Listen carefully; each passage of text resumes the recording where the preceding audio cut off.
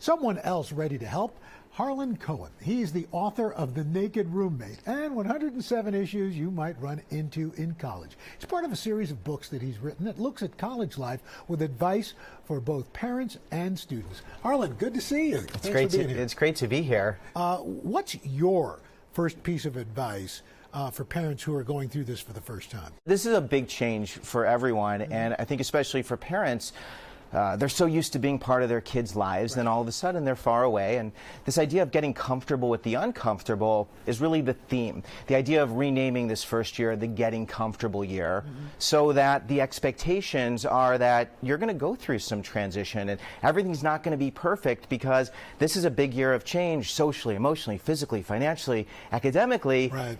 And if discomfort's part of it, it makes it easier for your kid to navigate this change. You talk about like the 3 Ps, people, places, and patience. Yes, it's really important for a student when they're going to school to think, okay, where are my places? Places are where I'm going to sweat, play, pray, live, learn, lead, love, work. So places are where we share experiences with people and we build friendships and relationships. Sure. And then who are your 5 people? Who are the people who are going to be in your corner? We're talking advisors, we're talking therapists, we're talking upperclassmen.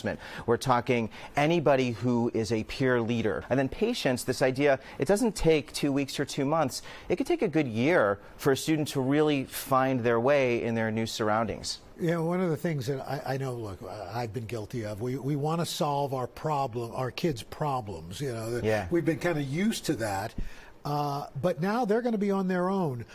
When your son or daughter calls and says, this happened or that happened, what's the best way to approach that? Okay, the first thing is you decide if you want to answer the phone.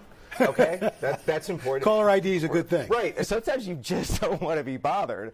But then if you pick it up, you could say, are you looking to vent if they're having an uncomfortable situation, or are you looking for advice? Because a lot of students just want to dump their problems on you and vent. But then if there's a problem, it's the 24-hour rule. As long as it's not, you know, life-threatening, an emergency, but just giving it 24 hours to let them process. And if they have a hard time with that, reminding them, who are your people, where are your places? How often do you do a check-in? You know, and I assume that depends on the kid. Yeah, it's a great question. And I don't think there's any rule. It's more of a question with Nick. And I like starting the conversation with the student, with the kid, and saying, hey, how frequently do you want to check in? Because then they have the power to tell you. And also if they say never, that's important. If they say once a week or twice a week, and they're texting you every single day, well, all of a sudden, wow, that's interesting. So at least having a minimum, starting with them, and then saying, you know, I'd love to check in, you know, a few times a week, or we can text a certain day. Parents have to be flexible because student schedules are moving, and if your kid has to talk to you and can't be in a room doing cool things with interesting people, then that's not really serving anybody. Right.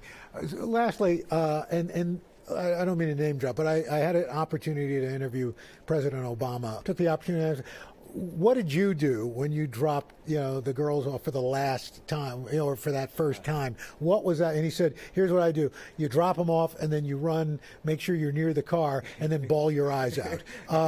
What's your advice to parents who are going to be doing this, who are going to realize this is the last one, it's an empty nest? I'm feeling it. I've got a 16-year-old, so it's getting close.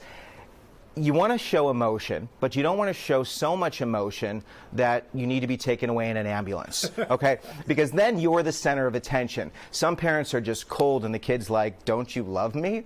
So this idea of finding a happy medium, but also not making it so you're so distraught that you become the focus, because it's really about your child and them having their experiences. Well, Harlan, great advice. Harlan Cohen, thank you so much. Really appreciate it. Thank you.